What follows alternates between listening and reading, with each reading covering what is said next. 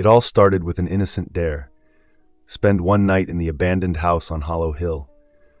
But none of us were prepared for the horrors that waited within, or the witch who refused to let us leave.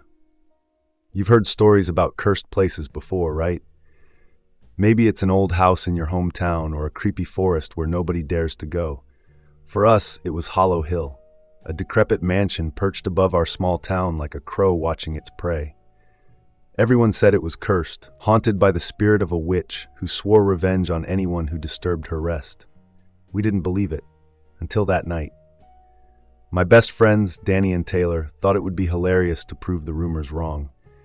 Halloween was around the corner, and we were desperate for something exciting.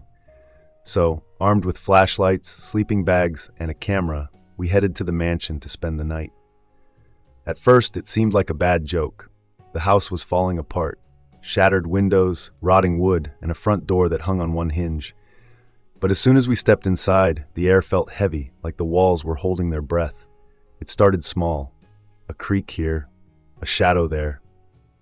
"It's just the wind," Taylor laughed, but even she was gripping her flashlight too tight.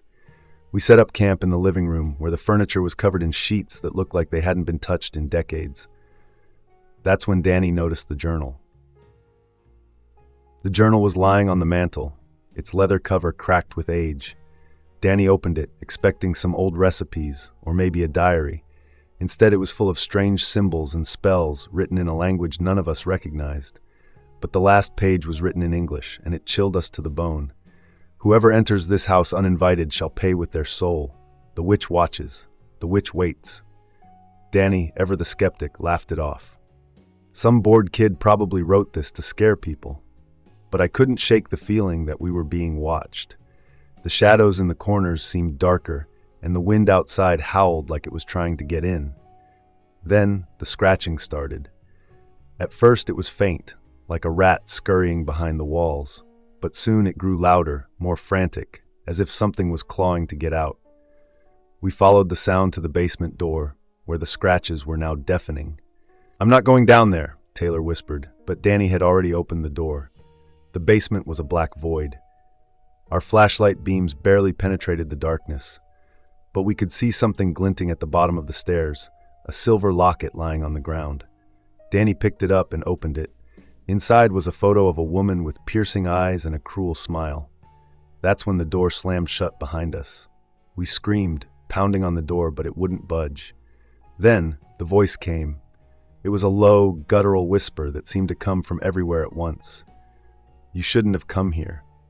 The shadows around us began to move, twisting and writhing like they were alive. A figure emerged, a woman in a tattered black dress, her face pale and her eyes glowing red. The witch.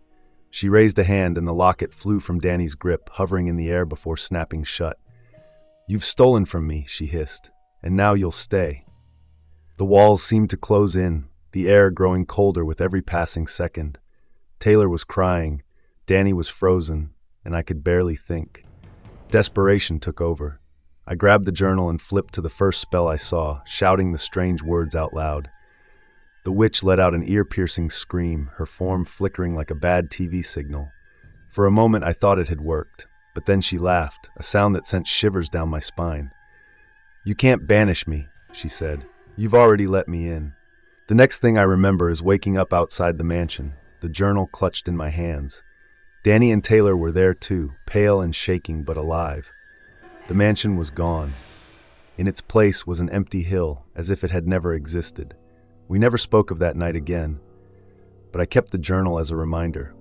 Sometimes when I'm alone, I hear scratching at the edges of my mind. I know she's still out there, waiting for her chance to return. Want more spine-chilling stories like this? Don't miss the next one. Subscribe now.